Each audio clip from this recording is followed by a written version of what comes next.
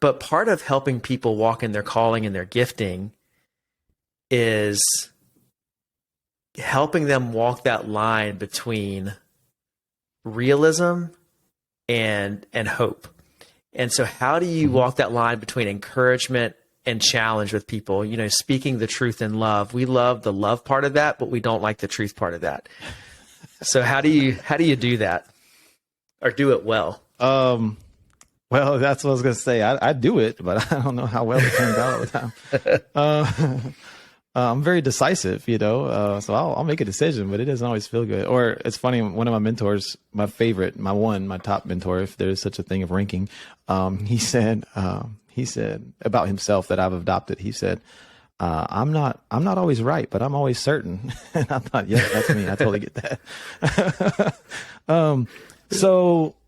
I actually don't, it's funny. I'm very hyperlogical.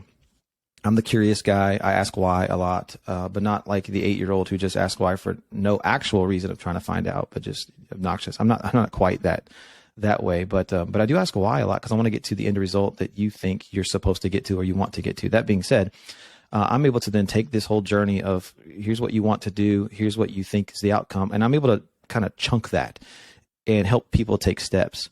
And so I can encourage belief and I can encourage action, and I can instill belief. I can give you and loan you confidence and loan you courage. And I think that's, for example, what dads do. I think that's what good leaders do, is you loan them confidence until they can believe for themselves. So I do that. But the difference is I don't do that with the hope or intention or the assumption that it's going to come or that's going to go all the way through to the end. You know, I'm not encouraging an 8-year-old to go to the NBA, for example, or some big jump like that, but I'm going to absolutely encourage you to take a step towards whatever you think is the next step. So, okay, well, let's go out and play then. Let's go out and shoot some baskets right now then. Let's go throw the ball right now. Not, yeah, buddy, you can go into the NBA. So I don't do that. And I do think a lot of people do. That's where that, you know, whatever you put your heart and mind to, you can accomplish. I don't buy that. But a lot of pastors say the same sort of things, you know, just follow your calling. Yeah, just pray about it and God open the door. Like, that's a little too incomplete. So I kind of chunk that. I break that up into steps. Like, I don't know where the end is going to lead, but if you think you're going to be, let's talk about something specific. If you're going to be a church planter, I talk to a lot of those guys. You think you're going to be a church planter? Well, cool. Well, why don't you put a couple people in a room and let's just chat about what could be. AKA, can you gather people? 2, yeah. Can you hold their attention for 20 or 30 minutes? 3, can you even help and take your dream and put it into words and make it their dream? AKA vision, which is an ambiguous term that nobody actually unpacks. But I do that by saying, hey, put some people in a room and let's talk about it. So you see, I didn't encourage them to go start a church. Yeah. I don't even probably believe that guy could start a church, frankly. But I said, but I definitely believe they could have a dinner party. And I know that's one of the steps on the way. Does that make sense what I'm saying? How I kind of just break it up. It does. That way I'm able to speak the truth and belief at the same time. No, I've actually never heard you break it down like that. And I think that's a very helpful handle for people. Like, don't think of the long-term destination. Think of the next step. And really that's right. Even in like faith and obedience, all of that, like, yep. I believe God gives you faith to take the next step. There are things that God has done in my life that I didn't have the faith to pray for then, but we had the faith to take one step. So that's great. It's funny that you bring up the NBA. This morning at breakfast, I was like, hey, I'm going to interview Swebb today, and we're going to talk about how to, you know, help other people chase their dreams, but also be realistic. And I brought up the NBA thing. I was like, you know, all of us are short, so we would have never been able to be in the NBA. And then Ferris, my wife, tells Liana, she goes, yeah, like, you're not going to grow anymore. You're probably done growing. And Liana's like, what? I'm always going to be 5'1"? And Ferris is like, yeah, you're probably going to be that. And Liana got so upset. I was like, Mommy's just killing people's dreams this morning at breakfast right now. Right. And I'm the one who's like, oh, you'll probably grow a little bit more. And Ferris is like, nah, you're not going to. So even within our family, you've got Ferris is the truth. I'm the love voice. That's funny. That's so funny. But I know, let's stay there with talking about parenting for a bit, because I know that's something you're passionate about.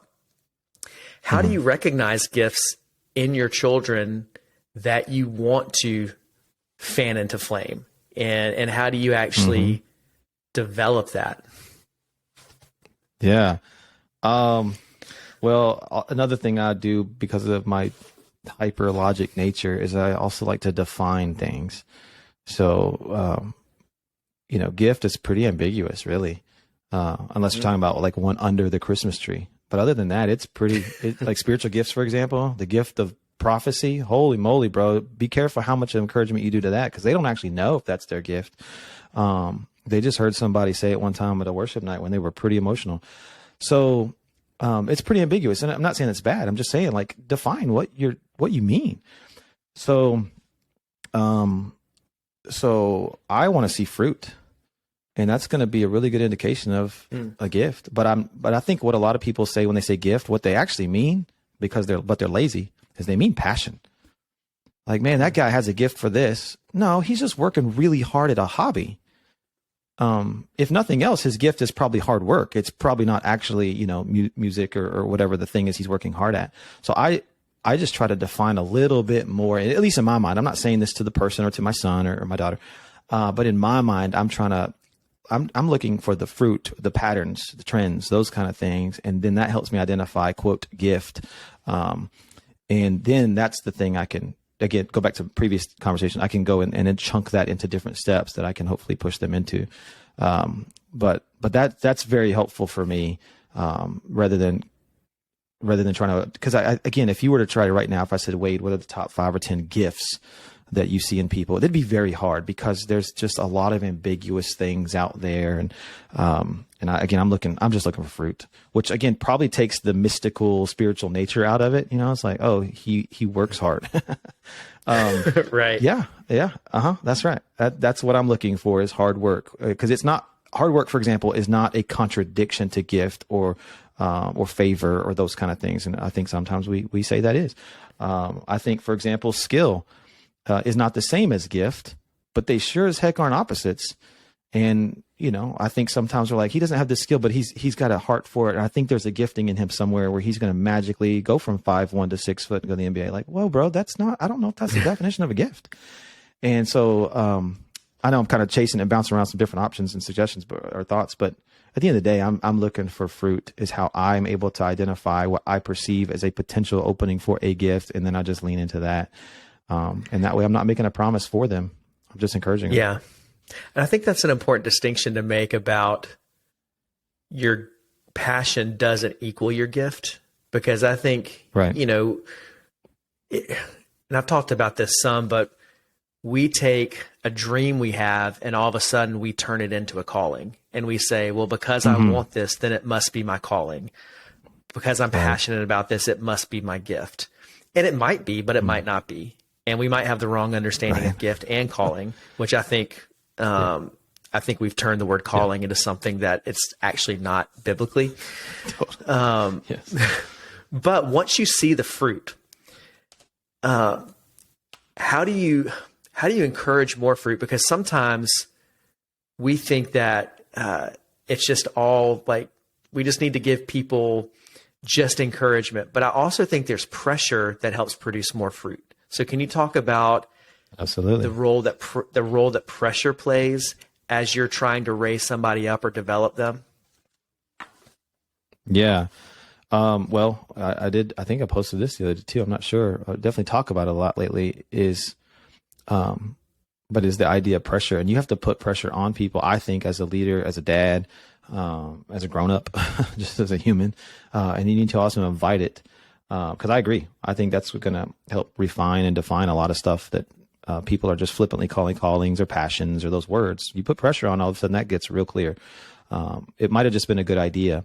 And then just to tag on to what you're saying, just because you're passionate or maybe you're good at something doesn't also make you a calling. I mean, that's your story of the worship transition.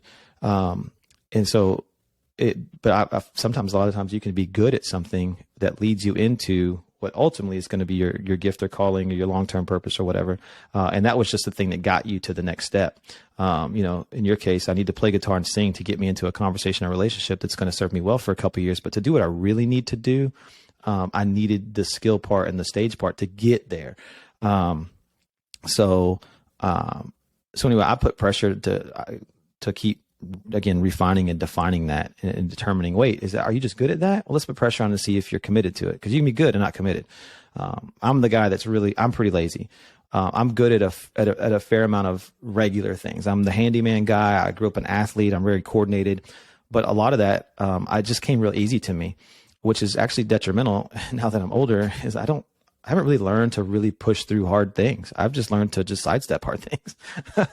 So I see that in me. This is kind of a tangent now, but I see that of like, man, I don't want my kid to do that. I'm going to punch my kid in the face every day, metaphorically speaking, figuratively.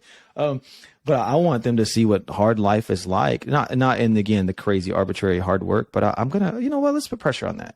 If my son asks a question or says some crazy thing that an 8-year-old would say, I challenge him on it. I don't go, yeah, buddy, good idea. I'm like, yeah, that's actually not how life works. And I put pressure on because I want them to start to learn how to discern the law of physics.